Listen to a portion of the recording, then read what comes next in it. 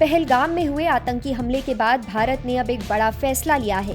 भारत अब सिंधु जल संधि यानी इंडस वाटर ट्रीटी को खत्म करने की प्लानिंग कर रहा है। ये वही समझौता है जिसके जरिए भारत और पाकिस्तान पिछले कई सालों से नदियों का पानी आपस में बांट रहे थे। अब इस फैसले से पाकिस्तान घबरा गया है।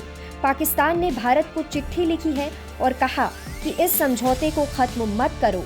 उन्होंने ये भी कहा है कि अगर ये ट्रीटी खत्म हुई तो पाकिस्तान में बहुत बड़ा जल संकट यानी वाटर क्राइसिस आ सकता है। पाकिस्तान के जल संसाधन मंत्रालय ने भारत के मिनिस्ट्री ऑफ जल शक्ति को एक लेटर भेजा है।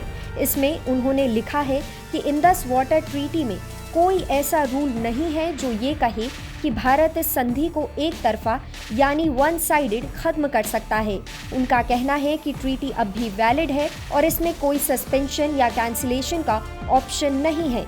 हालांकि भारत की तरफ से अब तक ये साफ तौर पर नहीं कहा गया है कि ट्रीटी पूरी तरह से खत्म की जा रही है, लेकिन साफ है कि भारत अब अपने हिस्से के पानी का इस्तेमाल खुद करना चाहता है।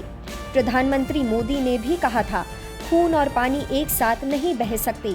इसका मतलब ये था कि जब पाकिस्तान आतंकवाद को रोकने में कुछ नहीं कर रहा तो भारत को भी इस पर सख्त कदम उठाने होंगे। सिंधु जल संधि क्या है, अब ये भी जान लीजिए। दरअसल 1960 में भारत और पाकिस्तान के बीच एक समझौता हुआ था, इंडस वाटर ट्रीटी। इसके तहत भारत और पाकिस्तान ने 6 नदियों का पानी बांट लिया था।